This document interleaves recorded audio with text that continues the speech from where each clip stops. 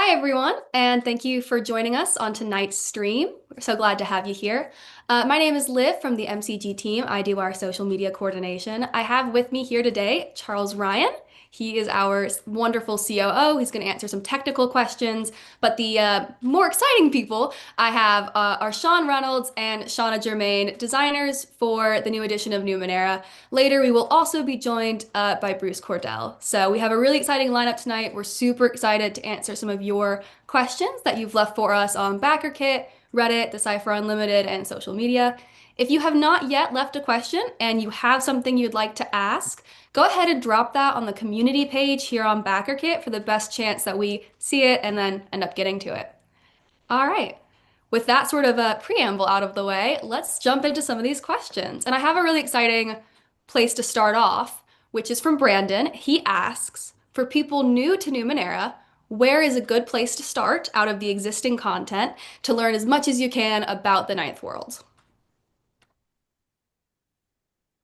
I'm going to take that one then. I would say that I would start with Numenera Discovery. It is really kind of taking the same information that we've had since the Numenera core book 12 years ago. And that's a great place that just is the intro to the Steadfast and the Beyond and the world of Numenera, the Ninth World. Yep. And I would add into that, just as a reminder, Numenera Discovery, which is the existing current edition of Numenera, it's one of the two core books of the existing current edition, is free with every pledge level in PDF, free in PDF with every pledge level on the campaign, and other books are available for free up to like 45 titles at various pledge levels. That's the Sean, secret you real know, reason why we bring Charles is that he can do those little commercial ads in between the designers. Uh, shall I move on to the next question? All right, sounds great.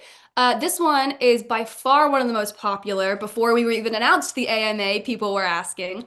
Shauna, do you think you could talk a little bit about how solo play and Numenera will work? Is this going to be more of a specific adventure, open world, etc.? Sean. You noticed I was so good during your question, Sean. I didn't even like. I'm not even looking at your screen, so whatever. Yes, I can talk about that. I'm so excited about that. So I have been, some of you heard me talk about this on the CU interview the other night, and I sort of geeked out about it. So I will do something very similar. I've been playing a lot of solo games, and I have sort of in my brain put solo games into two camps. One is sort of more journal focused solo games, and the other is solo games that are more game like with kind of a ticking clock and a win condition and a lose condition and that kind of stuff. And while I love them both, to me it seemed very much like Numenera would really thrive with the second, where you have a condition with which you are trying to achieve as a solo player. So the way that and obviously this hasn't been designed yet, this is very early days, so don't hold me to anything, but currently, and we're going to try to play test it here in the next month or so, and I'm excited about that. Currently, you use a very Cipher-like character. It's a little simplified, but you could bring a character that you've already made into the solo game, or you can make a new character. You automatically get a companion of your choice, an automaton. And the deal is the automaton takes you somewhere every day in the Ninth World, but the automaton's kind of wonky, and so you don't know where it's going to take you. So one of the great things about this is like the way in which you randomly get to travel through the entirety of the Ninth World through this game. There is a win condition, which is that you have to collect the Numenera that you need to not just keep yourself and your automaton alive, but return your automaton to their regular conditions so that they can take you actually where you want to go, which is home. Along the way, of course, you're going to encounter creatures and NPCs. You could have a day where you travel with other PCs from another game that you're playing and things like that. So that is kind of the plan. I have a lot of it sort of in my head so far, but haven't started designing it. Like I said, we're going to do some play testing. And I'm very excited because this feels like something that suits Numenera so well, because so often you think of a Numenera explorer and they are out there discovering things by themselves, and you don't know what you're going to what you're going to see anytime you come around a corner. And so this feels like it really exemplifies that in a fun way. I think a lot of people are going to be really, really happy to hear that. Like I said, it has been one of the biggest things we've announced during this campaign is solo play, and people are clamoring for it. Excited. Um, I do have, this was a question that I read that I was actually personally very, very excited to ask. This comes from Lost. Lost has a couple more questions as well, we're hopefully going to get to. And they ask, what does the average ninth worlder prefer, coffee or tea? And what does that mean in the ninth world? So I answered this, but I think Sean and I can both answer this. So I answered this on the CU, and what I said was if you read The Poison Eater, there is a very specific drink ceremony in The Poison Eater. And I, I went a little geeky on that too, which is that coffee is only grown in very, very specific climates. You have to have a certain amount of altitude, you have a certain amount of sun, you have a certain amount of cold, because I used to work in coffee. And so I don't know that you can actually grow coffee in the ninth world on a sort of scientific level. So my instinct says not coffee, and maybe the drink that I put in the Poison Eater. Sean, what do you think? I say science schmience, the Numenera could do whatever. I could True. have a It's little true. plant buddy who buds coffee beans off their head if I want. You totally can. Although that's a little more invisible sun than Numenera. Only if they Just talk to you kidding. about it. But I mean, there's this element of like you kind of like we don't know the what happened in the prior worlds, right? But like everything's so weird there because the ancients had some reason for Yeah. doing things. Maybe one of the prior worlds was like, we want to make coffee everywhere. Yeah, right. That is I very think that true. we just saw the beauty of the ninth world pretty, much explained in those 3 points of view. Like, here's the science, here's why the science doesn't matter, and here's some other explanation of how it could happen. So, good job, you guys. Great job. Okay, great. The next question comes from Mike Machin. Mackin? I apologize. That's just something y'all are gonna have to deal with. It's a slight chance of mispronunciation, but thank you for the question, Mike. And he asks, as a setting, was there ever anything lore-wise that you once considered a hard rule or truth that you've now maybe changed position on? That's a good question. I think we should start with Sean on that because you were there for a lot of the creative inception of it, and I came on a little bit later. So this is also a question that was asked at the CU thing, and I was sort of trying to remember my response because it was very off the cuff. But I think my answer is that because, which was sort of exemplified in the last answer, that like because Numenera is so weird and you can kind of get away with anything that is sciencey, there's so much room to, if you love a thing, there's a room to make it work. I can remember the only thing that I can think of that actually Monty vetoed in the very original game that we were making was I made some creature that was like a behemoth size. And it was the behemoth size in the way in which the science didn't make any sense because he was like, this is a magical creature, not a behemoth. And you can have your behemoth if you can tell me why it's scientific. But I couldn't figure out how to make it scientific because it was so big, it was like the size of a city or something. And so that's the only time I can think of where I veered too far into the magical side, and we had to kind of pull it back and make it more scientific. I've heard some people say online that Numenera is often scientific-ish, and I think there's not, that's not true. Sean, did you have an answer for that one as well? No, I mean, I'm more interested in exploring stuff that hasn't been touched on at all in the Ninth World than revisiting stuff that we've said this can or can't be. There's so much more room to design around and write about that I'd rather do that. Well, you know what? That is a great segue to our next question, which maybe we can start with Sean for this one. What is your favorite thing to design for Numenera? Creatures, ciphers, NPCs, locations? Have at it. I mean, so for me, the fun of the Ninth World is that you're not supposed to understand the Numenera itself. And so really what makes the Ninth World a great place to explore as a GM is that the interactions are all about what your characters can do and who they interact with as people and as a society. So coming up with interesting NPCs, whether they are rival explorers or cool people in town or just interesting villains, I think that's the most fun thing for me. I always try and put a little bit of a quirk and something memorable for any significant NPC that I put into a book. I can totally see that, Sean, in your answer. It's sort of funny because I worked obviously on the early Numenera stuff, and then for Discovery and Destiny, I was not really involved because I was working on a different project. So it's been a really long time since I got to dip my fingers into the Numenera world. So this is a really cool question because I think like one of the things that I love in all settings, but in this one particularly allows me to do it, is to combine two things that shouldn't be combined or don't feel like they should be combined and making something absolutely bizarre out of it. And so like weirdly, the place I think I love to do that most is locations. I like the juxtaposition of a location that seems like this, but is actually like this, or that has, things that are disharmonious or that don't feel like they should go together. And Numenera lends itself so well to that because you've got all these worlds stacked on each other. And there's this archaeology in the layers that you decide what kind of comes up and pokes through into the now. And so I like thinking about that archaeology, what was under here that exists now amidst all this other stuff from different layers. I think that's like my favorite part. That's such a cool analogy to think about the lore of the Ninth World almost being like stratigraphy. And, things slip between the layers and they poke out in interesting places. And sometimes, as we know, combine in unexpected ways. Well, I will take you guys out of the hot seat just for a second and ask a question for Charles.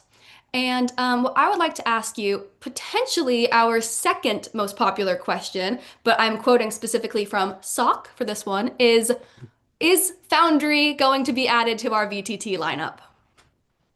That is a great question. It is a complicated question. The short answer is almost certainly. Um, the longer answer, because I also have come across this question a number of times, and we know Foundry is pretty popular with our audience. The longer answer is that uh, doing a good and proper VTT implementation of anything with substance is a massive undertaking. And just so people know, like it is literally tens of thousands of dollars of investment and months and months and months of work to do it correctly. It seems like it shouldn't be, but it is. So when we sat down and decided that we were going to go in, and just as a little bit of history, like since this is a casual gathering, right? We aren't on a map focused game. We don't move pieces around and miniatures around and whatnot. So all we aren't huge VTT users internally. We play our games on Slack or on Discord or things like that because we want to see each other's faces. So that's part of the reason why we were a little, I don't know, slow or like have been as vigorous about the VTT world as many games are. But we also know that, particularly in the past half decade since COVID, that VTTs are just enormously important to so many people, and so having a good environment there is important.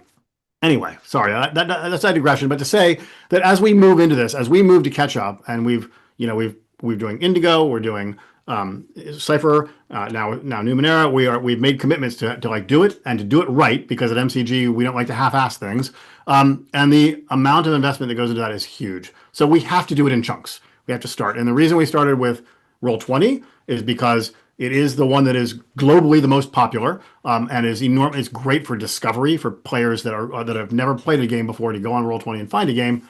We do it at Alchemy because we have an arrangement with the Alchemy folks that makes it sort of affordable for us to take on a second platform. We are only about, I don't know, 9 months since we first announced a commitment to doing this, and we are in the process of getting these things through. And as we move into the next year or two, we will then be able to mushroom out and hit other platforms and do more of our stuff and address some of our back catalog and get other things on there. So all of that is the long answer. Of the short answer is almost certainly yes at some point, but we just have to go in steps until we have like the competency and we understand the process and we're already churning out great products in this format. Then we can start churning out great products in this format for other platforms and whatnot. And Foundry obviously is super high on the. I think it's just safe to say Foundry would be our next platform for sure, given how much the community embraces that platform. So it sounds like that people should be signed up to get our emails about potential VTT expansions. That seems like a great idea. Yeah, I would say that definitely people should be following us Yeah, on social that's media and signed crazy. up to get notifications from our website and stuff like that, because that's where how that news gets out there. Yeah. That's very good to hear. And thank you for addressing that. I know a lot of people have been very curious, but still excited for the other platforms that we've announced as part of this campaign. Yep. All And right, I will let's just switch also back. say that if I can say one more thing, like for those people that are watching this right now and or maybe watching it later, this is a great platform. Things like this and getting on the CU and stuff like that are great opportunities where we can kind of talk about things more in depth than we can through a public announcement or a social media post or something like that. So like if you're interested in how we make decisions on things like this, do these things, do our AARs, come watch the CEU on Wednesday nights, Thursday nights, uh, and when we're on stuff like that. That's a great way to get sort of like insider information. Charles, you just said AAR. I think you mean AMA. I did mean Like AMA. Yes, AAR. AAR is a different thing. Yep, But also, absolutely. I've heard a rumor that not only do you get insider information, but Sean always lets something slip. He's the Tom Holland of MCG, I learned the other night, which I did not know. And Yeah, not so just because sometimes, I dance so well. right, well, yeah, well, Yes, for those who are unaware, AAR stands for an after action review, which we often will do after a great event like Gen Con or GameholeCon. And it also makes it very confusing for trying to schedule events like these because some of us do not know our acronyms. Um, let's move on from that for now. We could talk about that all day. This is kind of for everyone. Maybe Shauna and Sean like to get us started, and then Charles can add anything if needed. This comes from Afterburner, and they ask, how does the team, the entirety of the MCG, decide what kind of book to work on and release next? Well, first, Sean and I get in the ring and we fight about it. We fight it out. Not kidding. I get to wear rings, so sometimes I win. Sorry, Sean. Do you want to give a real answer? I mean, yeah, sure. I mean, we usually have a point where we get the designers together and we'll just brainstorm and say, like, what would be a cool thing to write about? What do you want to write about? What do I want to write about? And we just kind of riff for a while. And this is a very divine design focused company. It is also And divine. it's also divine, as you can tell with my radiant halo of a head. But like we designers don't want to write stuff that we would think is boring or stuff that we're not interested in. So it's really us coming together and saying, what am I excited to write about right now? Like it might be, I saw this really cool movie or TV show, or read a comic book, and that inspired me to like, I want to do more like that. And we just kind of bounce ideas around and then we let them percolate and we refine them a bit. And then we present that to Charles and Charles says, holy crap, that sounds great. Yeah, I mean, oh, sorry, go ahead. no, you go ahead, Sean. I was gonna say, I think a great example is the solo RPG for Numenera, where I had been playing a ton of solo games because I was really interested in them, and I was really interested in the mechanics, like how do they work? How do you do this game and make it feel like you're having an RPG by yourself? And so when and we didn't have any plans to do a solo RPG for Numenera, even though people had asked for it. And as I was playing these games, something clicked, and I went to the team and I was like, "Here's this thing I've been thinking about. What do you all think?" And I think because I was so passionate, they were sort of like, yes, of course. And I think this is also true when people come to us to license their stuff. Like we don't want to do licenses that we don't love. And so like Tidal Blades was one of the first licenses that we did. And we met the people that designed the game and we loved them. They're amazing. And so we just had this opportunity to work in this setting with these amazing people that we love. And so we also, when someone comes to us and asks if we want to do a thing, we also need to be excited about it. In order for us to say yes. Yeah.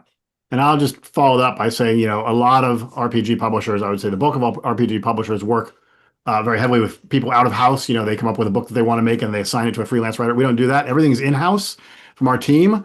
And as Shauna said, we do what the team wants to do. We don't have like a planning meeting that involves marketing or whatnot. I mean, I was a brand manager for D&D and I've worked in a bunch of other places, right? And I've been in those meetings where it's like, somebody from marketing and somebody from consumer research, and then somebody also from R&D are in a meeting and they're saying, what do people want, blah, blah, blah. And then we assign that to the R&D department.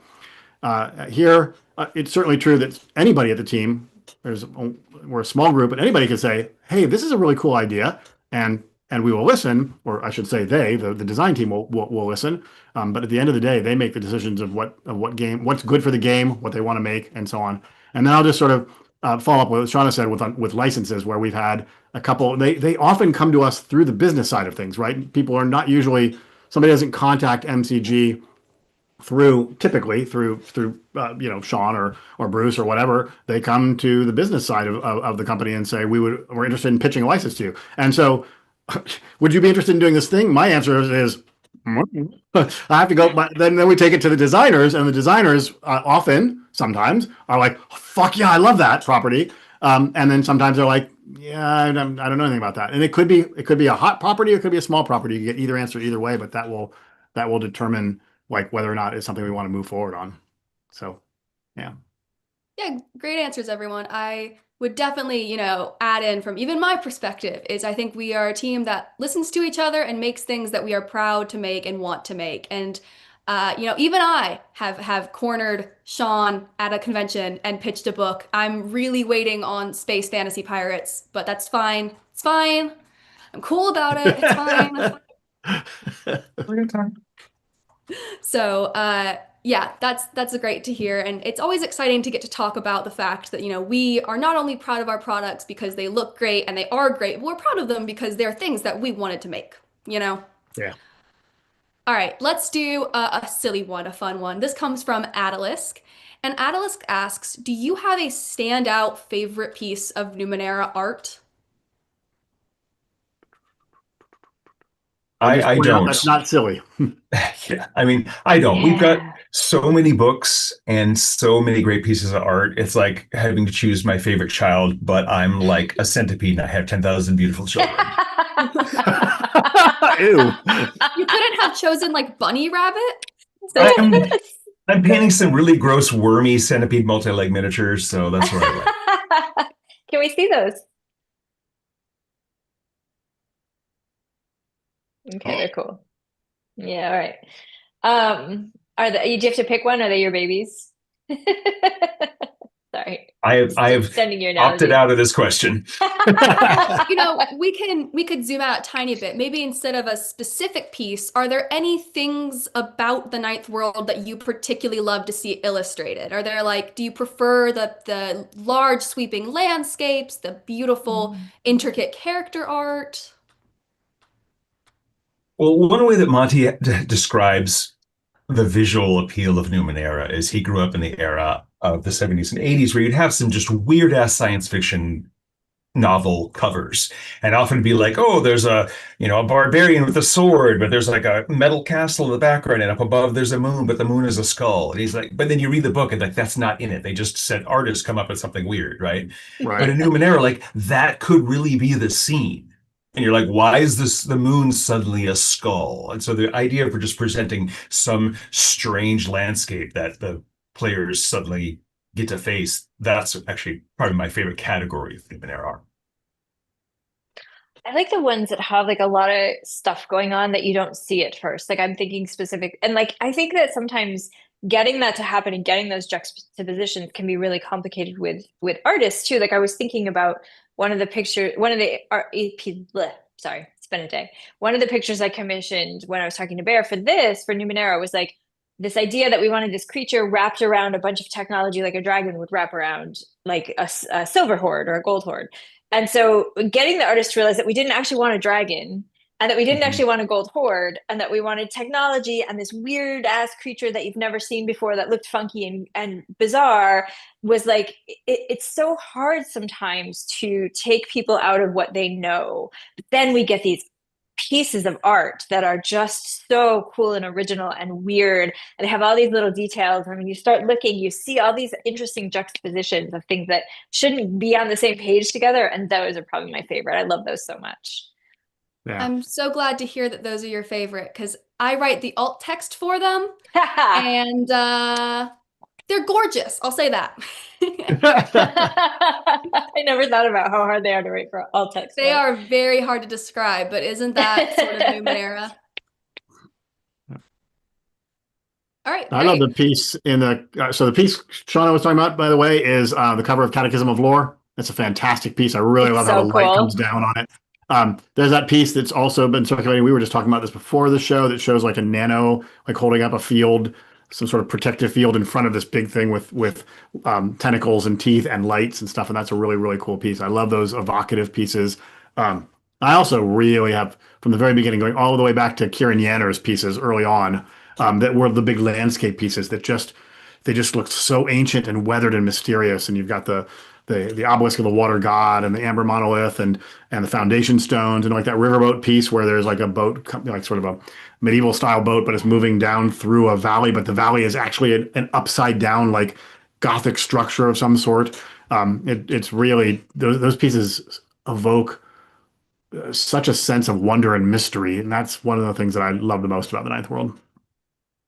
Yeah, I couldn't agree more. It is always such a treat to be doing any sort of social media, anything related to Numenera, because we have such a deep well of gorgeous artwork to draw from. Yeah, Um, Numenera as we do for many of our probably. IPs, but Yeah, go there's ahead. probably 3,000 pieces of art for Numenera. I would guesstimate something like that. So there's a huge selection, and a lot of it's really good.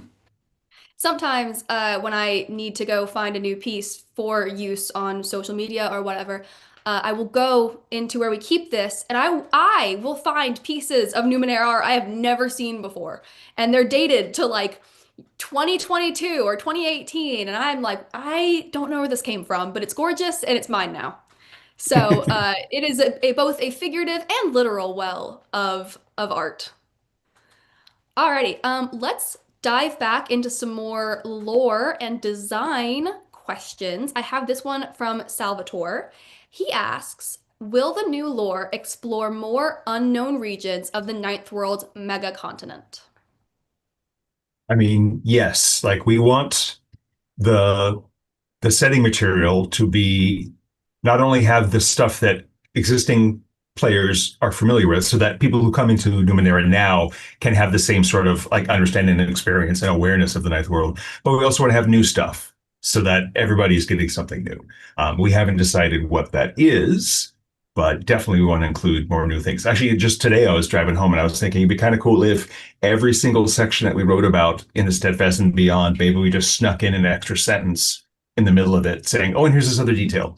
So you'd have to read it like really hard to notice that extra bit. You're like, oh, I've read this bit. No, it's new. And then we'll put a test at the back. Get gold stars if you answer on the question. Yeah. So we're gonna have to expand on that a little bit because it looks like Olivia might be frozen. I don't know if Oh, her she is. Zoom At least connection's she's smiling. Bye, Liv. I'm still here. I'm just trapped in a Ah. permanent smile. That's a But good there are pause worse face. expressions to be caught in. Yes. um, Well, I was quick. actually going to ask her to repeat the question. I was listening to Sean's answer and I got sort of distracted. Sorry. No worries. I would be happy to repeat the question. That was, will the new lore explore more unknown regions of the Ninth World mega Oh, okay. Thank continent? you. Yes, that's great. Yeah, I think like Sean said, we don't know what they are yet, but the answer is yes. And I also think it will also explore like because kind of what Sean is talking about is exploring a little bit more macro too, where we like are zooming in on spots that we sort of left kind of big and open in the past. And so I think you'll get a little bit of both for sure. So, Sean briefly touched on this in his answer, and I know the answer to this, but maybe for people who don't, is it fair to say that this crowdfunding campaign truly has content for any gamer, whether they are familiar or unfamiliar or an expert in the Ninth World?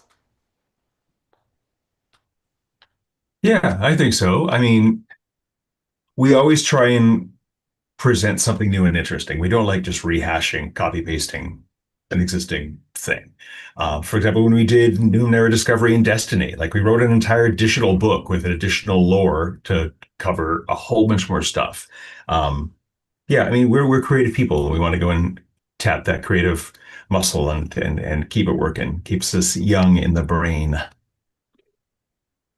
Yeah, I think that we'll have a lot of room for new stuff because the way that we're changing this book, it will be more like other companion books where the rules will already be in the Cipher stuff, and so we don't have to use all those pages for rules, and so now we have pages in which to use more of that beautiful art and to add more cool places and to add more Numenera, and like I'm very excited about the additions because I do think in a world like this there's so much opportunity to add cool and interesting things. And so I think that if you have like if whether you're starting out or you're advancing, you can do like the adventure books that we're talking about doing, because it doesn't matter. This is all new. And so if you've done everything, which I know that no one has ever been able to explore the entirety of the ninth world, but let's just say you did, then you've got something new to explore. And if you're new to it, you don't know that, like, it's not like a higher level space. It's just something that you can explore on your own. So I think that even people who have seen everything that we've done are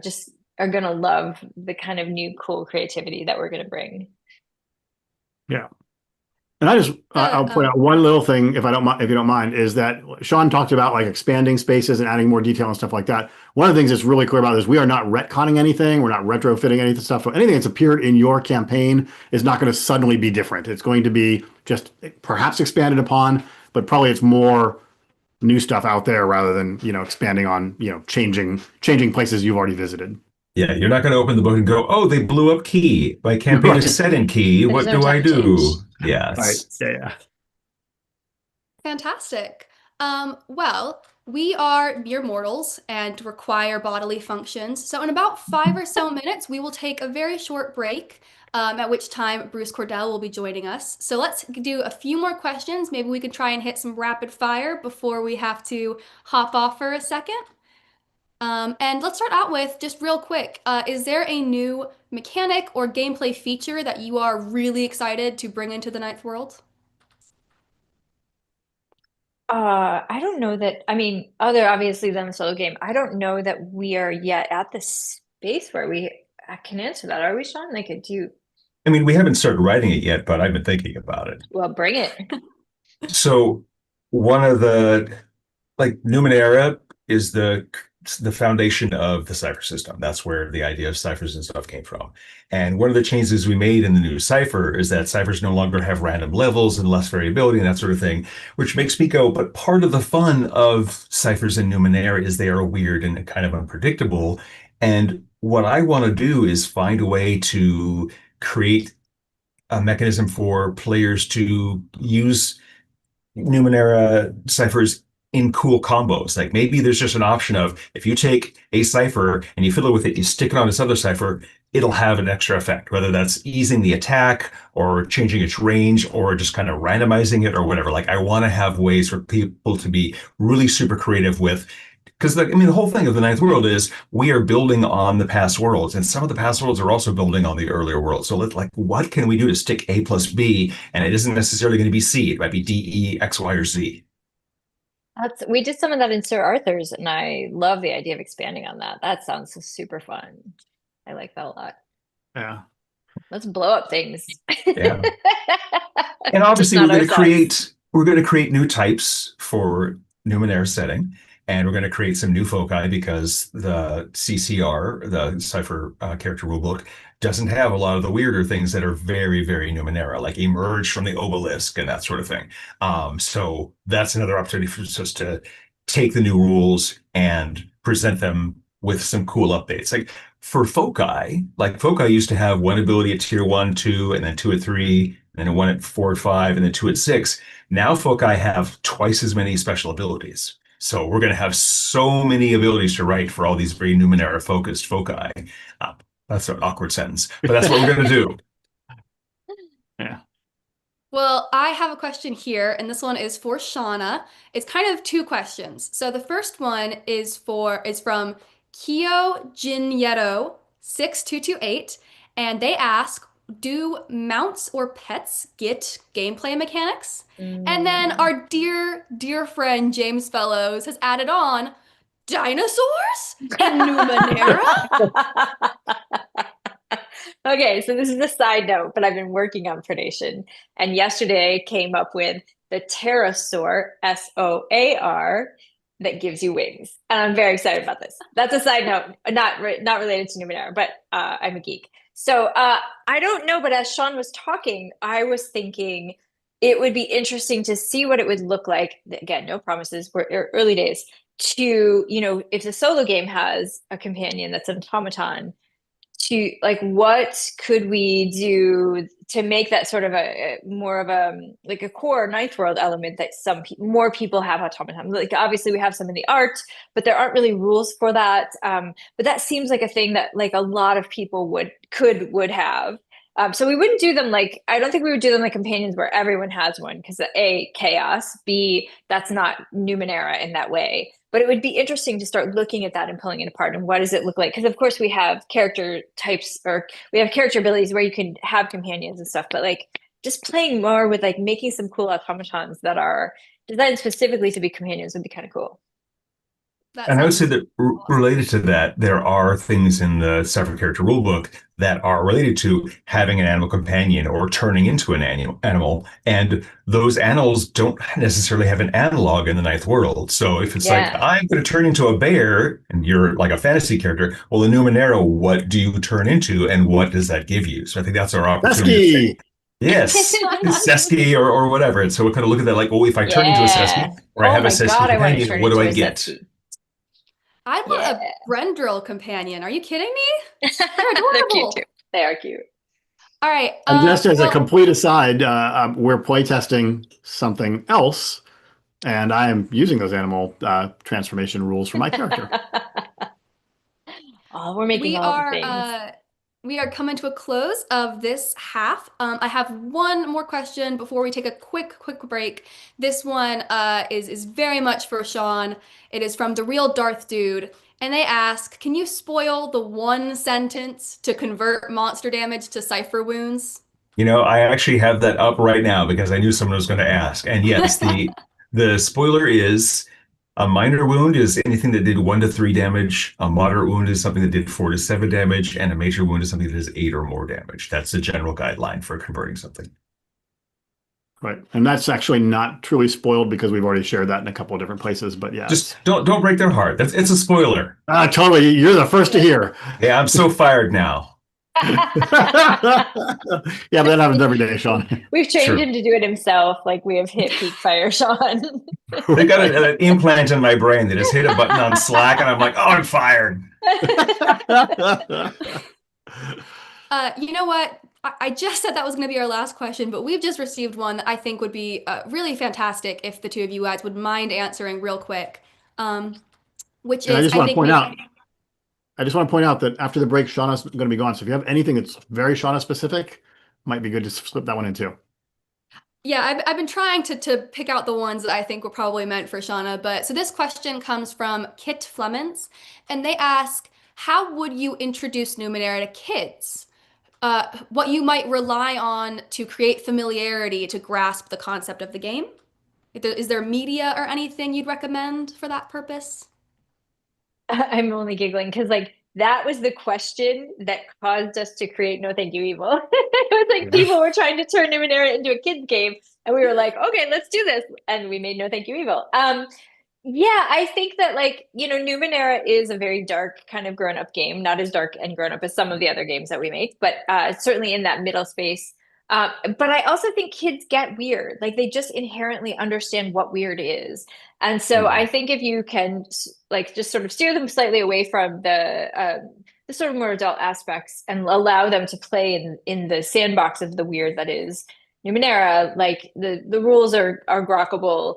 And so I think I'm trying to think of like I'm trying to think of a kid's medium that would like I used like over the garden wall when I was thinking of Numenera, and we used what's the apocalypse one with Finn and Huck?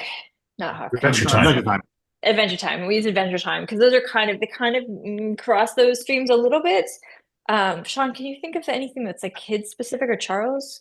I mean, I think Adventure Time is a great example because you've got weird monsters and you got magic, but you also have Yeah, like robots and laser pistols and swords. So like kids are just mixed genres all the time. It's yeah, like, I'm a Jedi, I'm a wizard, I'm a dragon. Cool. yeah, You're all in yeah, the Right. same game yeah, now.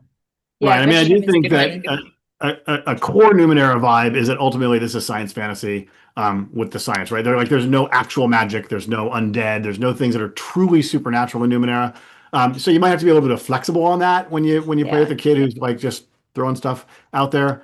But yeah, I mean, Numenera, like Shauna said, it is like a grown-up game, but there's nothing inherently like adult yeah, about it. Like it's not yeah, like playing The Darkest House or something like that, where you're going to get into some potentially pretty deep themes as part of the nature of the product.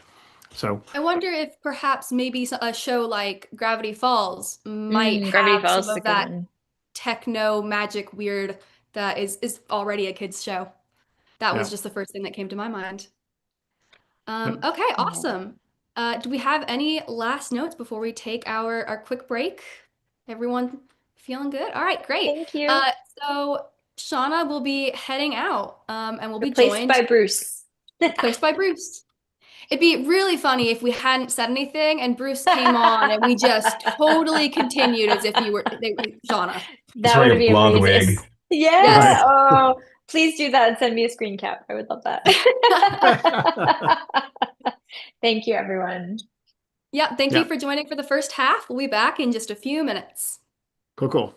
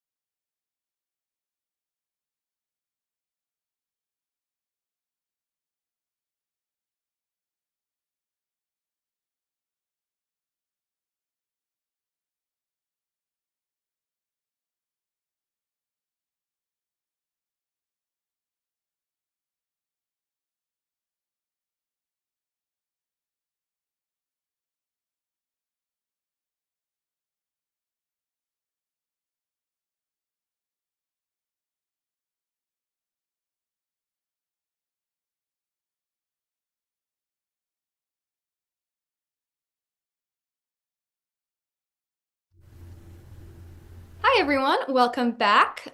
We are joined by Sean Reynolds and Bruce Cordell, who are both working on the Numenera, the Amber Archive upcoming content. We've already answered questions for about the last 45 minutes. We've had a lot of really great questions, but please keep them coming. We are going to answer just as many as we can get to, but just please stop asking us about the meaning of life. We've addressed that one already. It's over, people. All right, let's get started here. I think we could start with maybe a fun design question for anyone who wants to take it first. This is from Swarm Him. What do the people of the Ninth World believe in? Something that people agree on, go to war for, maybe gives them hope? shapes their worldview? So we had a similar question in another chat, and it was about religion and belief. And the thing is, like the ninth world, just like Earth today, there are tons of religions and tons of faiths and tons of philosophies. And because we have various entities of the Numenera that can actually like perform miracles and stuff, those people who follow that probably are very firm in their belief of, yes, this is the true way because this creature healed my child and rewards us for our service. So any sort of stuff that you could perceive as a human sort of belief system, past or present, likely has some sort of analog in the ninth world, but weirder. I kind of got from the questions, like, is there a unifying thing? Maybe I just made that up in my head, but yeah, like Sean is kind of saying, there are so many different beliefs. The unifying thing would be at a higher meta level of, we want to make the world a better place. We want humans, we want our society to survive, right? This world, we need to expand and grow and make this a human world, because that's what humans do. I would say that that's probably the root cause of a lot of hope and a lot of misery in the ninth world. As in every world. When you stumble upon a 2 million-year-old AI that was made by instrumental aliens that can convert people into. Anyway, I can go on from there, but you can have some really weird situations. But underlying, they're trying to live, survive, move forward, grow, make a better life for themselves.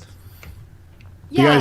Do you guys want to talk at all about like the role of the Amber Papacy and the Order of Truth at least in the Steadfast, and where it reaches into the beyond and the rest of the world? Just for people that don't know the setting very well. Well, it probably, yeah. As produced already, the Amber Papacy is sort of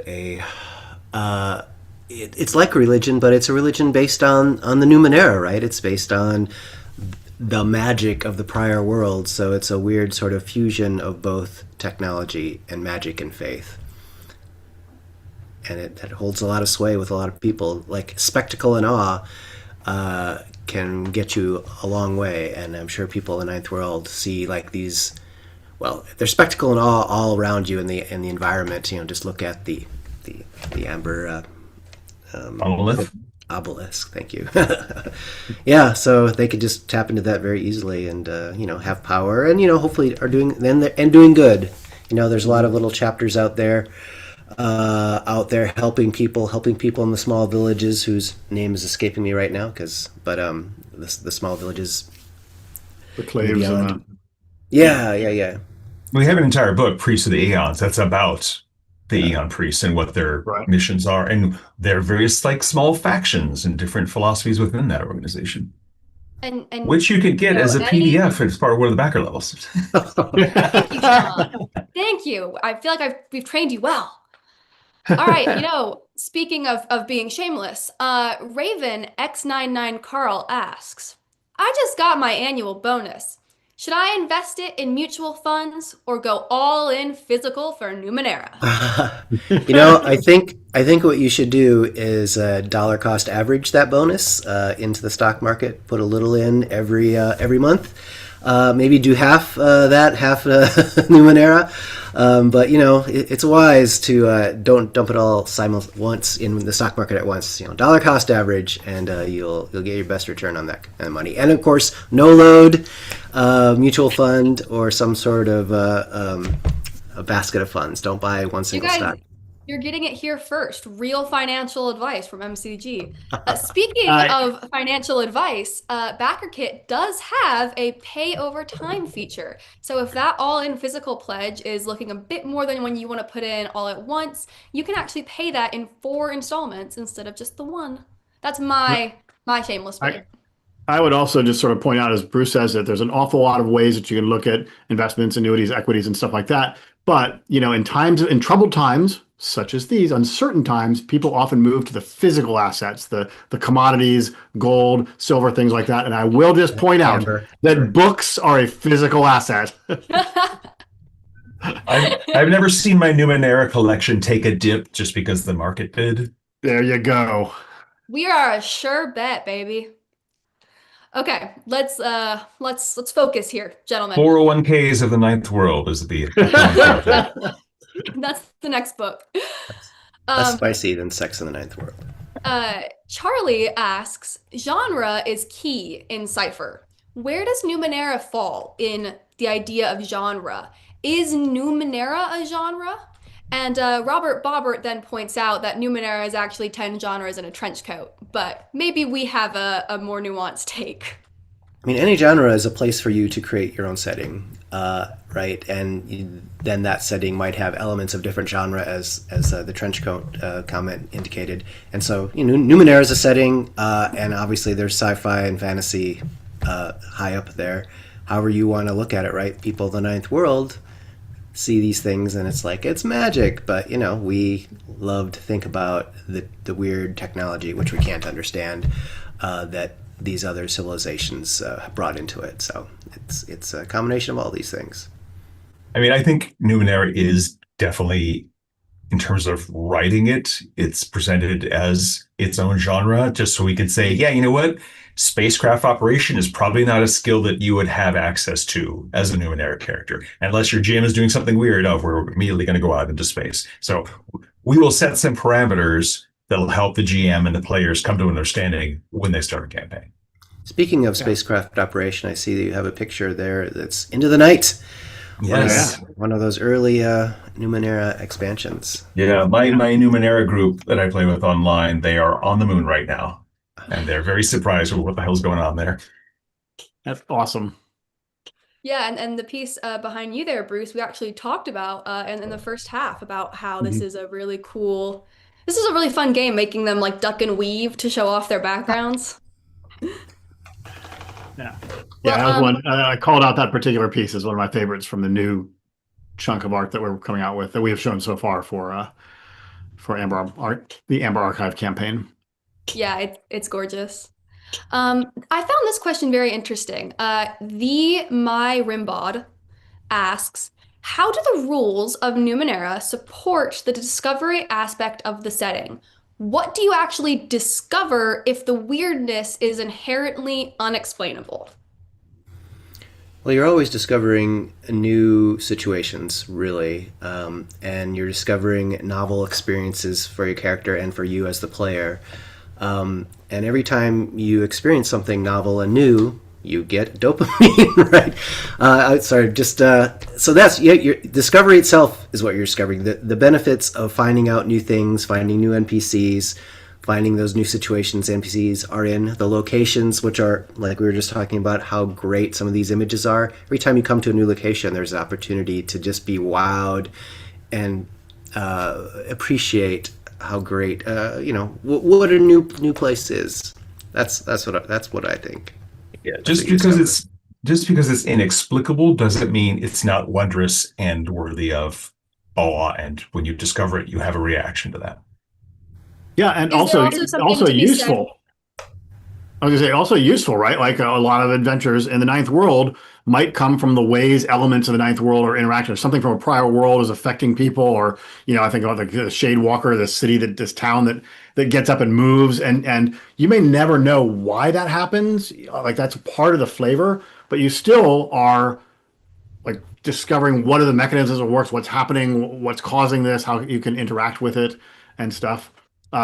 And then mechanically, obviously, this is true throughout Cipher system, but it had its origins in Numenera. Is the fact that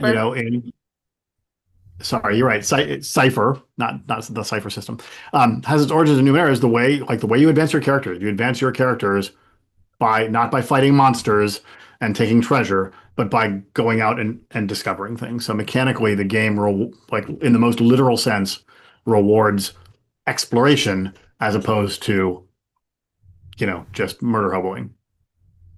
Yeah, and would there be accuracy to say that, ciphers themselves are a physical manifestation of the idea that discovery does not have to be explanation, but rather the way you use elements of the Ninth World?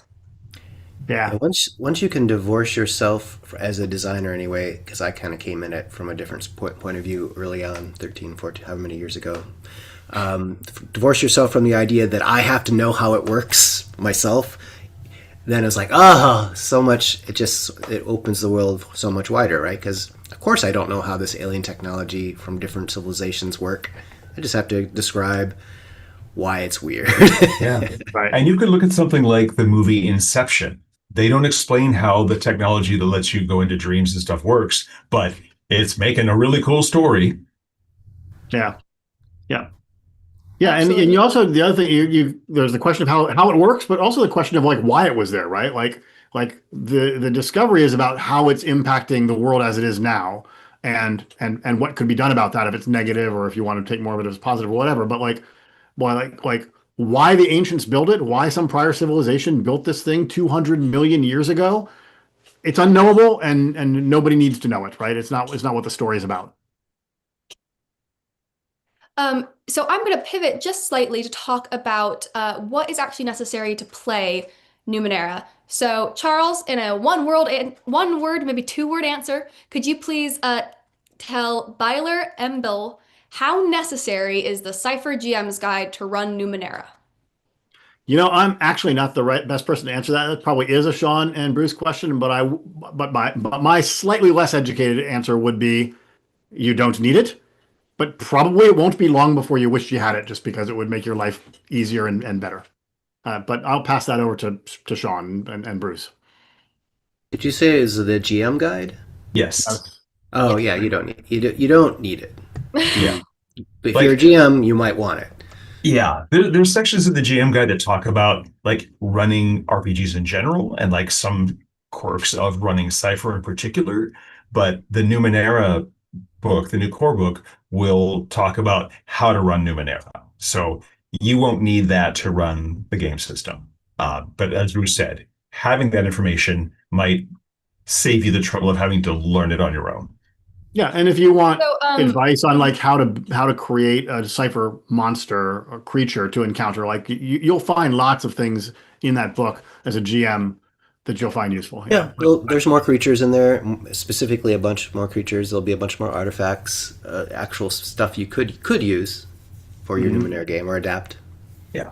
But you so don't need continuing it. on that kind of same thread, Ramshackle Heather, that's the name they put, I'm not just saying that, asked, will the character decipher character rule book plus the Numenera setting book be fully sufficient for groups that are new to Numenera to play?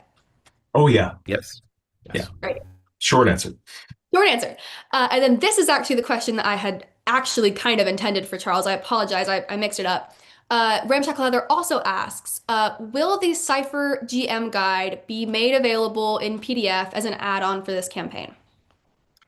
So that's a great question, and it's sort of a nuanced thing. Like, why did we do it the way we did? So normally we don't put PDFs out there as add-ons at all ever, because PDFs deliver instantly and they're easy to get. Like if you decide you want it when it comes out, you just push a button and then you have it. So normally we don't bother putting PDFs up there as well. But we wanted to make sure that since we were asking people to purchase Numenera, and also, if they haven't done so already, because by backing the Cipher campaign, then purchase the Cipher core rulebook, we wanted to make sure that there was a really, really easy on ramp for that. So we said, if you really don't want to spend more, like you really want to make sure that you're spending your money only on these things and you don't have a lot of extra to spend, a $15 PDF because it's discounted, especially for you, is the cheap way. That's why we added the PDF and then we added the physical book for people who want that, and then the slipcase set for people who really want both books, which is obviously what I would personally recommend. We didn't do a PDF of the CCR because, as we've said, excuse me, of the GM's guide, because as we said, it's not strictly necessary. And we only included the PDF of the player's book to create a really easy on ramp for people that just didn't want to have to spend so much more than what the campaign cost for the campaign score rewards. So short answer, no. The like is usually the case with PDFs, it will come out. You'll be able to go on our web store or drive through and buy it with a click of a button and get it right then and there. That's a great answer as well, because I think that it completely makes sense when you explain it, but if someone is coming from an outside perspective, they might not understand it. So thank you Yeah. for giving such a comprehensive look at the reasoning behind that. Steering back into some more, design waters, Lost, and this is kind of a long one, so bear with me. asks, MCG has generally avoided making any one NPC in any book seem too important to the lore of the world, save for historic figures like, Father Calaval, for instance, which they think is a wise choice. However, what NPC or NPCs are especially some of your favorites? Is there maybe an NPC book that we would be interested in making, etc.? You There can are choose some to answer only part of that if you would like. Have at it. there were some NPCs that we created in one of the Numenera Mysteries. bestiary expansions, and there were several in there. This has been several years now, but we got some great art, identified some great art, and wrote up some great backstories for them. And they're some of my favorite. I don't know if Sean has any. I'll take just a second to look over here and see if I can locate one of those, and I'll let Sean say his answer. I think there's an NPC in the I can't remember the name of the book right now, but it's the one where Liminal Shore. He's at Liminal Shore and he's a gladiator and he's got a cigar and he's just really obnoxious and he's like this really popular, like he's kind of like the obnoxious WWF fighter sort of guy. And I love the art of him. It's perfect. I've actually used him as an NPC in other stuff, even outside of Numenera, just because he's just so brash and so confident. And he's not really a bad guy, but if you punch him in the face, you don't feel bad about it. Yeah, I actually know exactly what you're talking about, which is a very vivid image. Well, why don't we do a picture for us, Bruce? Yeah, oh, this is the one I like. She's like one of my favorite. Actually, I've used her a few times. Eilish the Shimmer. She's over here on... Sorry, trying to get the... Yeah. Is it Bestiary 2 or 3? This is Bestiary 3. She and there's a bunch... has, butterflies in one hand, it looks like. Yeah, she's got like a companion device. I think she's partly cybernetic, and she's got, she's a great Numenera character because she can do a lot of things. I actually put her in an adventure in some other book, along with a couple of these other NPCs that appear in the Ninth World Bestiary 3. So good NPCs in here, plus a lot of creatures that are not NPCs, but you can use them as NPCs as well. So that NPC actually did remind me of something. And can I go back to a question from before our break and throw something out there? Well, this is highly unprecedented, but I suppose. Okay. Well, we had a question about media that was child-friendly, that is very Numenera-esque, that you could if you were bringing a kid into Numenera, you could use that media as a comparison point. I think Zelda, Breath of the Wild and Tears of the Kingdom are very Numenera-like, with their elements of ancient technologies that the people in this world don't know how to use and all its weird stuff. And that wouldn't just be because you love the video games and are playing them a second time? I do, in fact, enjoy those video games a lot. But, which came first, chicken or the egg? Do I love the video games because they're like Numenera, or am I mentioning them because I love them? Awesome. So the next question that I have is from Ian Panzer, and they ask, what's the one thing that you are most proud of adding to, they specify the new version of Numenera. I'm going to open it to just the Ninth World and Numenera in general. What is the thing that makes you say, I am a genius? Their words, not mine. This was really fun to work on. Yeah, that's a great book. The Jade Colossus. It was early sort of thing, but it's still very useful for just generating ruins of the Ninth World in general, and can use it for Jade Colossus as a ruined, but you can use it for any ruin creation for great prompts, basically. Love that book. I would say it'd be a tie between A, the data sphere stuff that Bruce and I did, and B, something I did for Priest of the Aeons, which is the focusing suits, where it's like you have a buddy, like you've gotten good with the order of truth, and they say, you have a particular set of skills. We're going to make you some custom Numenera that lets you do extra things with that. The kind of idea is that if you have like a superhero game and you've got the one NPC who's like really good at building stuff, it's like, oh, I'm going to build a better shield for, Captain America. Or Tony Stark is making improvements to his armor. It's that sort of concept where you can just experiment with weird stuff that's made just for you and your particular focus. That reminds me, this was a book that was in the same series of books that Sean and I worked on, Edge of the Sun, where you could go to a huge artifact that's around the sun to try and weird. It's kind of a big adventure, but it also has these devices in it that you can. Basically, it's like a remote control you put on a headset or sit in a throne, and then you can control these big augmechs, I think they're called, the big devices on the edge of the sun. So you could be on Earth playing this big metal creature on the sun, trying to save these mechanisms. Super fun as well. I enjoyed that. There's so many things, though, right? I mean, I could sit here and think of like 5 more things. So, like Sean and his centipedes. Yes. I mean, we write a lot, so it's hard to narrow it down to, like the one thing. It's good that I'm just excited that we have another bite at this apple, so to speak, to go back to Numenera again, right? Because it's such a great world to invest in, and it'll be fun to get back in there again. Thanks to all y'all for funding it. Yeah. It is. It's very exciting, especially, considering that we've done a ton of cool stuff recently. So it's cool to see that energy and support is staying strong. This is, I think, a really great question. We've, I think, already probably talked about it quite a bit, but maybe more succinctly. Emotionally not here asks, I already have Discovery and Destiny. What's the draw for me to get into this campaign? I want to, but I'm hesitant. Well, we're going to create a bunch of new things, new locations, new creatures, right? So if you're interested in exploring our take on Numenera, that would be the reason to do so.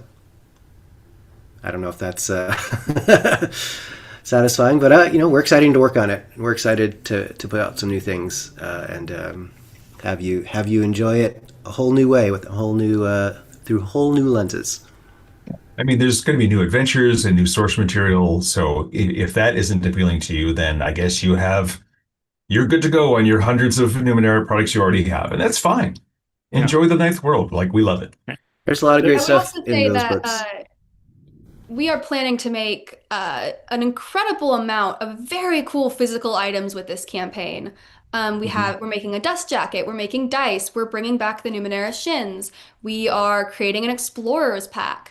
So if you love the Numenera lore, and if maybe more lore itself isn't the biggest draw for you, the physical deluxeness and collector's items in this campaign are amazing. And then the last thing I'll say is if there's a single Numenera supplement that you don't already have, you can get all of them, which is like 5,000 pages of content for free as part of some of the tiers in this campaign. So that's what I think of when I think of why should I do this one.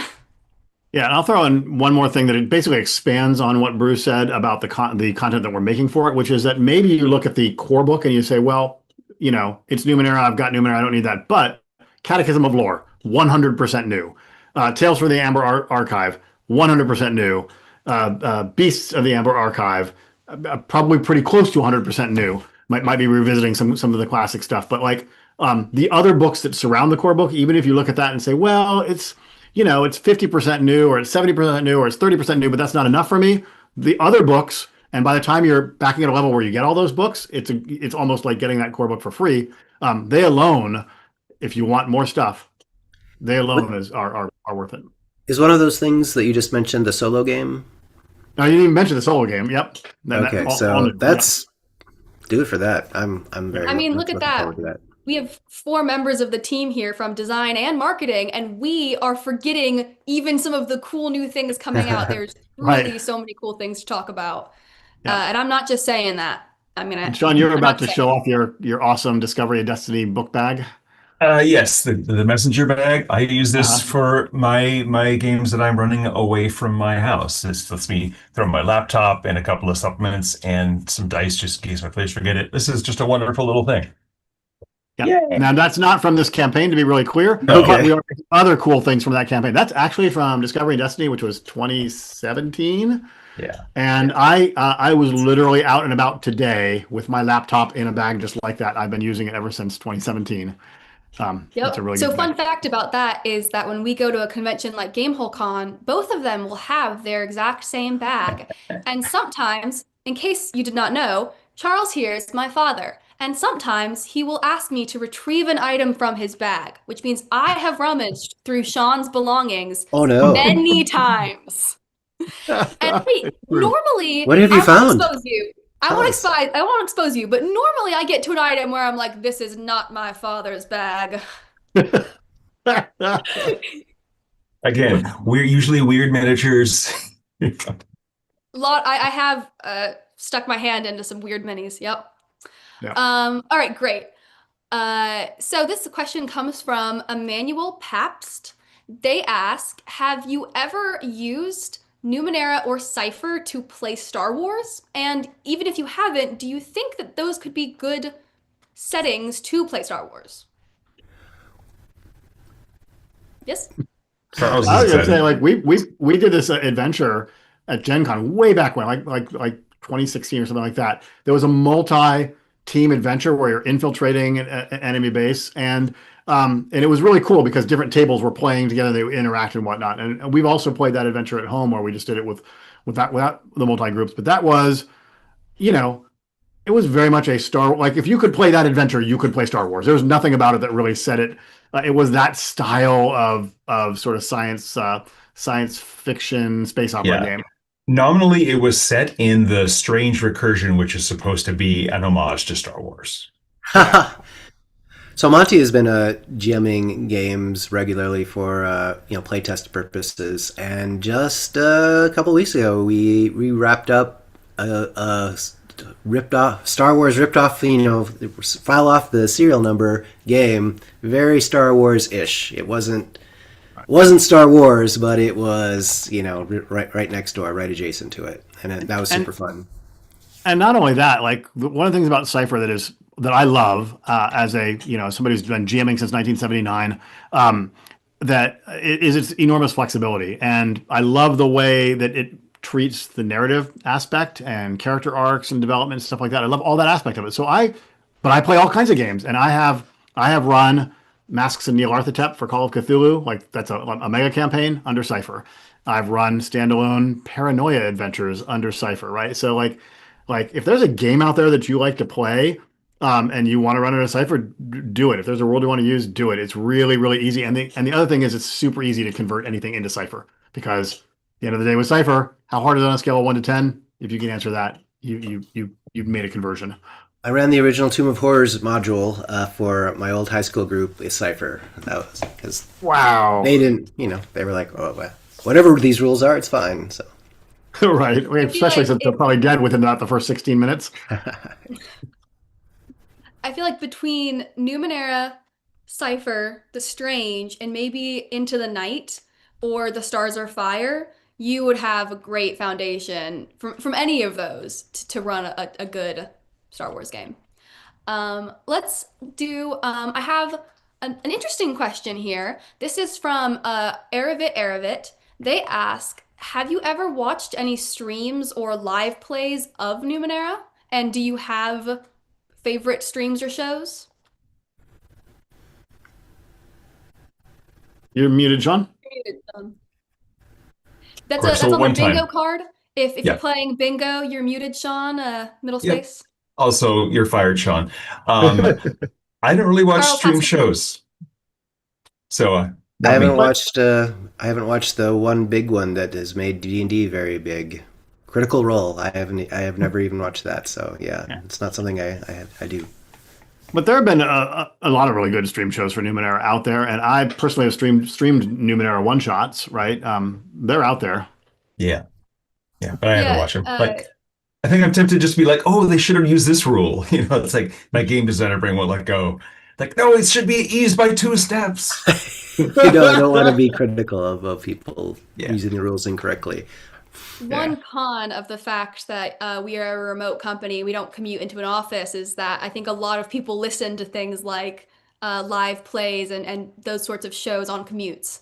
So I'm not really aware of anyone on our team who's super, super into that world, but I could be wrong. But I Um, mean, to be clear, like we do participate in that stuff. We had a program where we provided grants from a number of streams. This is not Numenera specifically, but across the board. And I think Shauna is playing in a live stream of Invisible Sun, an Invisible Sun campaign that is running on Monday nights. So like it's not yes. we aren't necessarily big internally. We may not have a big fan base for streamed games, but we are definitely in that world, right? Yeah, absolutely. We've got, I think we're sponsoring several, and I know that our team members are participating in several. And then we do also have a game night with MCG, which is where we Right. do that. Uh, Yep. all right, great. I'm gonna let's ask one more question, and then I believe Bruce will have to head out. But before we lose him, this question comes from Corey Coolidge, and they ask verbatim. I'm surprised Montuka Games has not licensed any popular media. Was this a choice or just something you never thought about?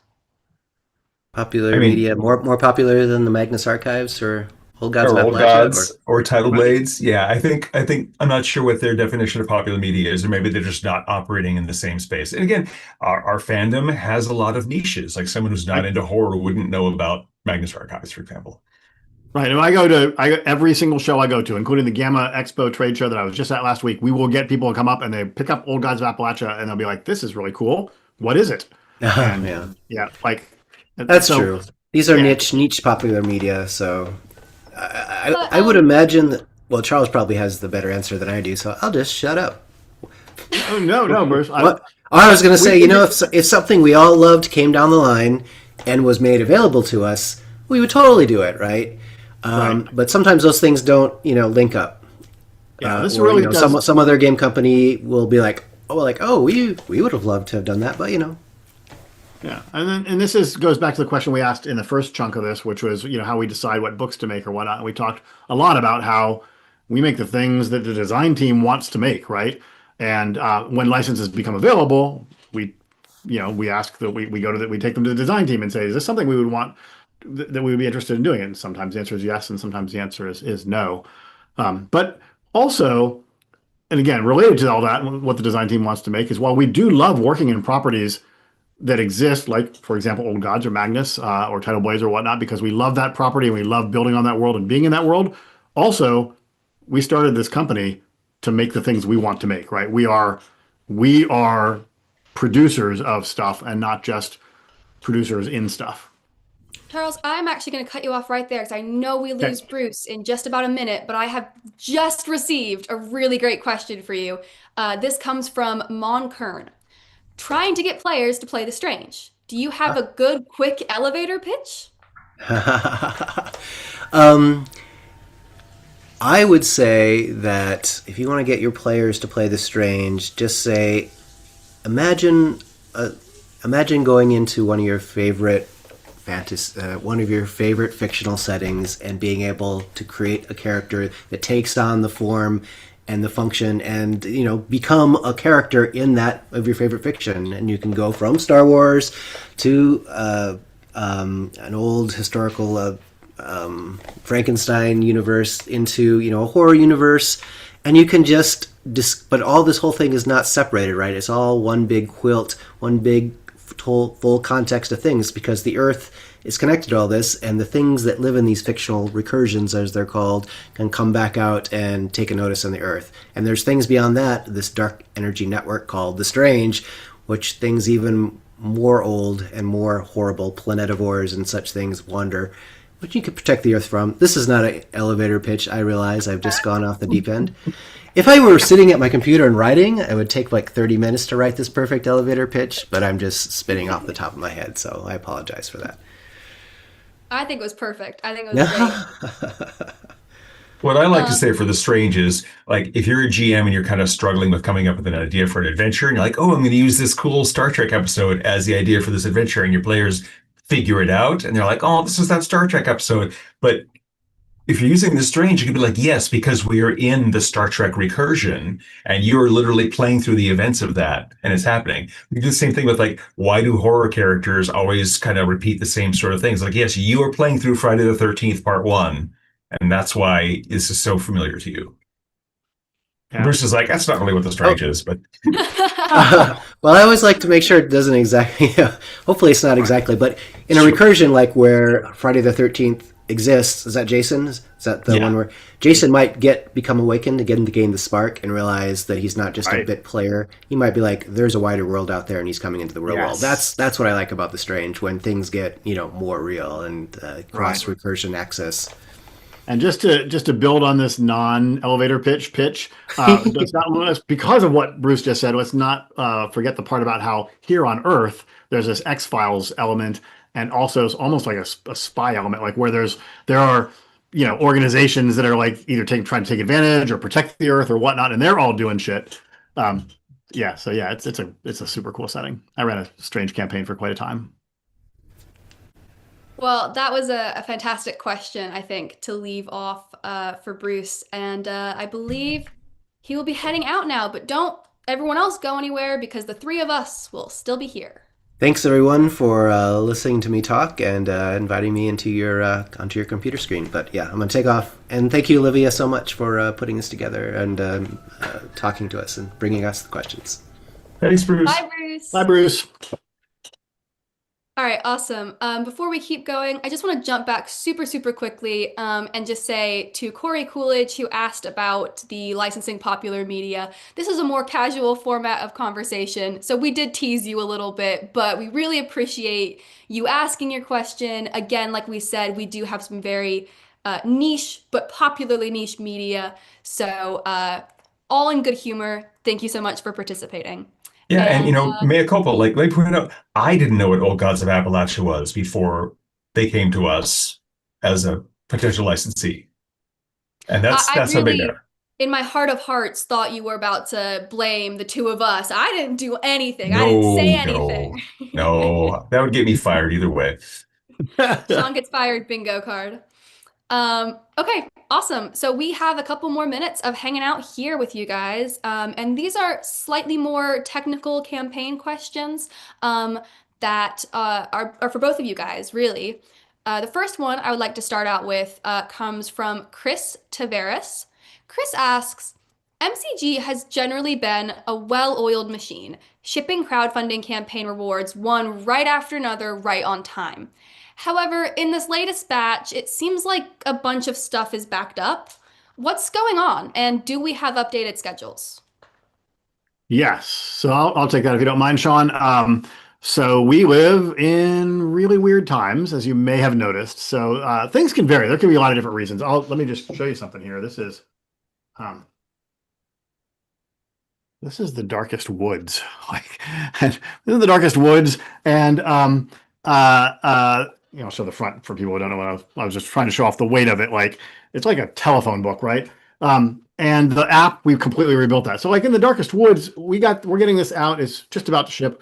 And it's a little bit later than we would have liked, but this is a matter of over delivery. So nobody's going to be sad when they get it. They're going to be really, really excited about it. But by and large, I suspect that what he's probably referring to is some of the secondary rewards we've had for things, particularly things like dice and a couple of things like that. And actually, I'll go beyond that. So tariffs are a big issue. I'll come back to that in just a second. But the disruption in general across everything that's going on in the world, going back to the darkest woods, this just hit our warehouse last week. It was 2 weeks in transit from a vendor in Canada who has never taken it's never taken more than 4 or 5 days in 13 years of working with them for a book to get from Canada to our warehouse here. It took over 2 weeks. And there's no specific, I don't know, maybe DHS is unfunded by the government and that's creating backups on the Canadian border. Maybe the trucking companies have fewer shipments coming across, so they have to wait till a truck gets full before they send stuff to Kansas City. I don't know. I can't even speculate. And we haven't gotten a straight answer out of them either. But it's like everything is disrupted in our current world. Everything is discombobulated. Specifically, anything that gets made outside of North America, there's tariff issues. There's disrupted shipping. There's tariffs don't just make things more expensive. They also mean that certain vendors are now have really crowded schedules because more and more companies are coming to them. So we are working really, really hard to minimize impacts of tariffs and this disruption on our customers and backers and fans. But where the disruption, where we can't reduce it to zero, we're trying to make sure that it's causes a delay rather than causes you more money, costs you more money, right? Like some companies have gotten to fulfillment stage and they've been like, we just have to charge people extra money because we just got a $200,000 tariff bill. We're trying to avoid anything like that. So things are just discombobulated specifically because of tariffs and specifically because of that, and then also because all of these problems that the world is facing right now are going out even to things like this that should be completely tariff proof, have nothing to do with tariffs, but the world is just so disrupted. We're a small team. We got 13 people on staff, and we work together really carefully. We've got a lot of resources, but we work really carefully to try and make sure that we will always keep our promises, deliver the things we say we're going to make for you, not cause you any extra money or heartache. But the price for that is sometimes that we have to rearrange schedules and make things work in different ways to get stuff to you. On that note, I did want to say just real quickly on that note, later I'm going to do a quick a shout out to people behind the scenes who have worked really hard to make this stream and other things possible. But one of those people who is not here tonight is Jennifer, and Jennifer does our customer service, and she is fantastic. And but she's not the goddess of the universe, well, as far as I know. And she does not have power over things like tariff and shipping, though she is fantastic at getting your issues resolved. So if you do have issues with this, like we were talking about, it is not within any one team member's hands to fix. So please approach her with kindness. She's a person. She's not an AI. I know a lot of customer service has gone that way, but we may like our M dashes, but every written communique you see from MCG is a person. Right. And you know what? Right back at you, Liv, because if you're in social media, and I'm sure nobody who's actually watching the stream needs to hear this, but there are assholes out there. Liv is a real human being. If you answer her in a rude way on social media, you're being rude to a real human being. Just again, probably most people here don't need to hear that, but just as a reminder. I'm sure not, but let's steer back into slightly more exciting, upbeat waters. This question comes from the Cisco, and they ask, for Sean, do you see future supplements doing deep dives into small geographic areas that maybe wouldn't necessarily harden the setting overall, but give a very deep lore on a small scale? I mean, we've done that before. The Glimmering Valley was a product that was just about one specific location, and there's, source material, you got all these NPCs, and then there's an adventure that's happening there. So we have done that before.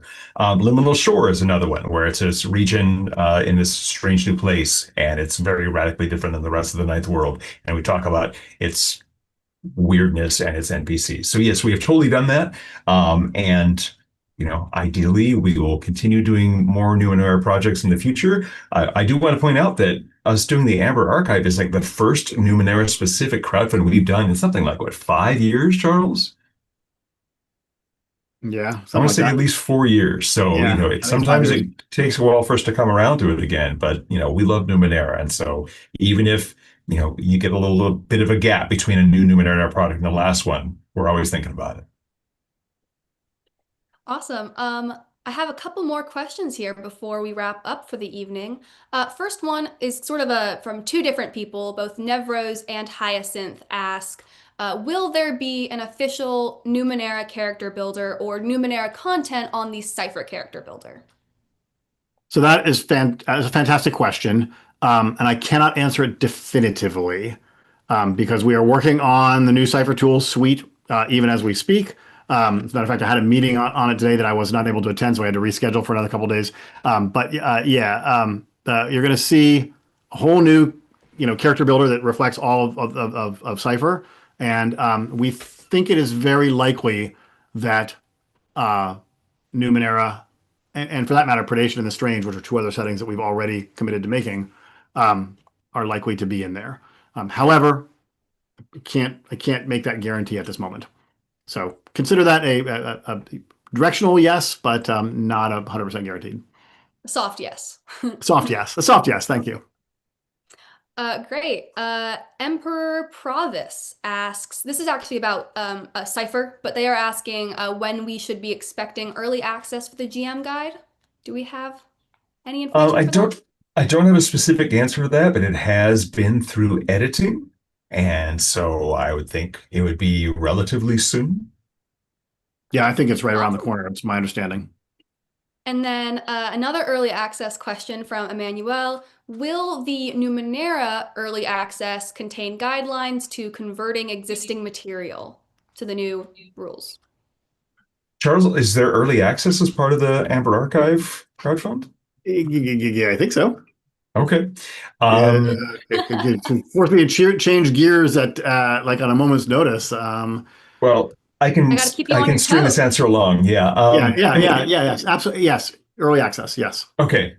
So the Cipher early access didn't really have conversion information just because we don't want to devote pages in a book that are all about converting stuff when the person who has that book might not even have that old stuff. We do Right. have some guidelines that we are talking about putting out as a PDF or just as web articles or whatever. And like the thing that I spoiled earlier on, like the damage conversion, like we want people to be able to convert that sort of stuff. And really, the changing from points of damage to wounds is the main change for the system swap. And so even for Numenera, that's like really all you need. You can use existing ciphers from the previous version of the game with the new version of ciphers as well, and you can have durations based on time or durations based on recoveries. Like it's all pretty flexible, and so the amount of actual conversion you'll need to do is very small and not really needing like a page in the book because you'll see that page once and you'll be like, oh yeah, I got it, and you'll be like, okay, well now I wish that page had art. Right. Yeah, I mean, not design team here, but like, you know, the way you resolve tasks in Cipher has not changed since the first publication of Numenera. And the way creatures work, the only change is that damage sentence, which we've already discussed. Once you can resolve tasks and you have creatures, then you have encounters and you have adventures and you have campaigns. So if it's anything having to do with anything sort of on the GM side, all that material basically doesn't need any conversion at all, except for that damage sentence. Um, but then on the player side, there's like an infinite number of combinations of player options, and then that becomes sort of the opposite problem. It wouldn't be a practical thing to try and tell you, well, if you have a Craven glaive who rides the lightning, that's going to be different from a brash glaive who rides the lightning. We're not going to like go through every combination there, right? But I think that's the kind of thing where like if you want to update your characters, just rebuild the character using the closest equivalencies. But again, I'm not the designer, and maybe you guys will come up with cleverer ways of doing things, Sean. But I think that the key piece of information there is for people that are running the game, the GMs. There's not really anything to convert except for that one damage sentence. Yeah, and if you look at the new material, that's a conversion of the old material, like the rides and lightning focus, for example. Like if you're a player who has a character who rides the lightning and you like that version of it, then just keep using that.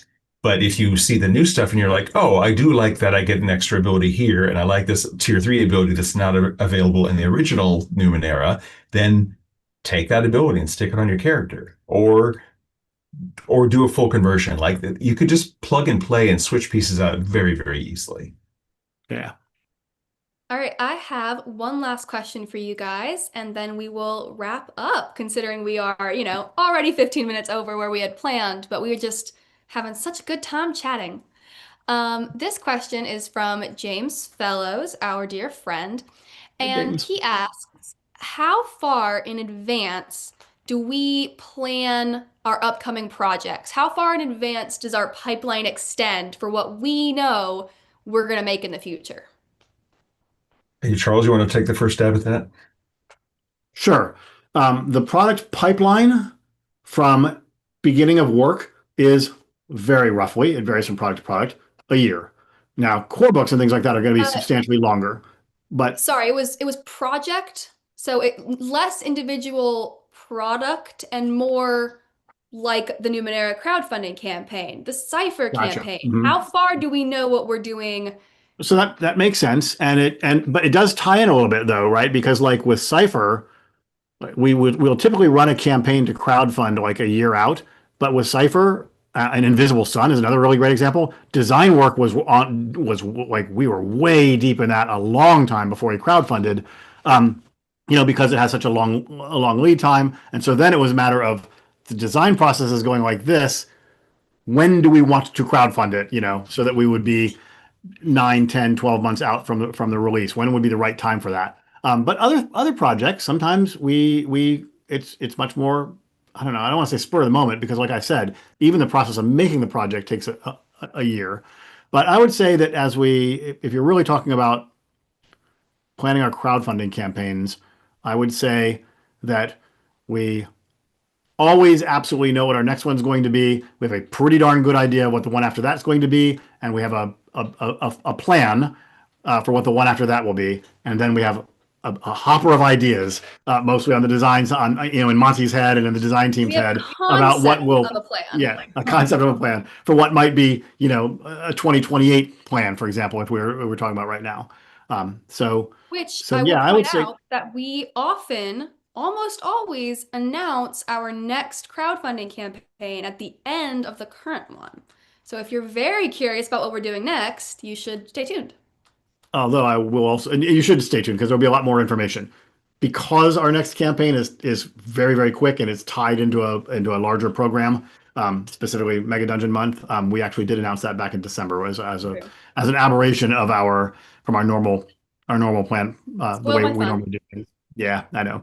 But your point is well made, which is if you've only heard about it or you haven't signed up for it or you don't know anything about it, yeah, there'll be a lot more information when this campaign closes, which is not very far away. Alrighty, I actually told a lie. We have received one more question that I would be remiss not to ask. This is also from Corey Coolidge. They ask, what is the creature you would least like to lick in the ninth world? Dread Destroyer. Boom. Oh my One and That done. gosh. was going to be my first answer, but I happen to have an Aranth Grask miniature that I'm painting right here, so I'm going to say an Yeah. Aranth Grask because they're gross and Yeah. have extra tiny baby hands and stuff. Ooh. Yeah. So if you Yeah. out there are familiar at all with the creature index, our Cipher creature index, there is an entry in there for pretty much every creature in Numenera, Cipher, etc. And the person that goes through every single book and enters every single creature is me. And after all of the ninth world creatures that I have seen, every single one of them, I have to say, I'm forgetting its name right at the moment, but there is a creature that is basically a skin tent that wraps over you and envelops you and makes you a little mucus pod. And I don't want my tongue anywhere near that. That sounds terrible.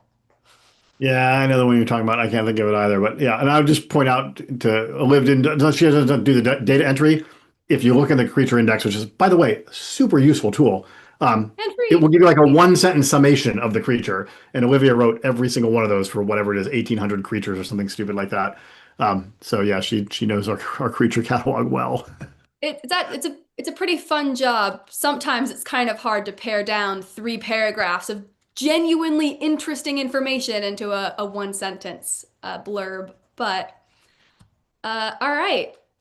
On that note, at 6:50, let's bring this to an end. I would like to thank everyone who was on stream today. Charles, Sean, Bruce, Shauna, thank you guys for coming. Lots of people made this happen behind the scenes. Bear, Tammy, Kate, she organized this, compiled the questions. Many other members of our team were involved when it comes from designing our games to wrangling our designers. That's Terry's official Cipher tagline. She wrangles designers and does customer service and all like that. So from me, big thank you to our team, and I hope you guys out there also pour one out for them because we've been on stream for about 2 hours now, and they've been doing a lot of really, really great behind the scenes work. Indeed. Well, thank you, Liv. Great show.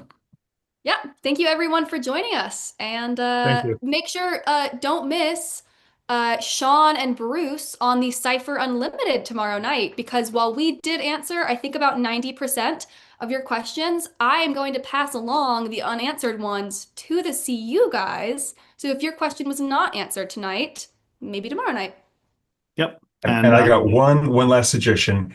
Even if you're just trying to figure out what you want to do, what backer level you're going to do, just back it at something.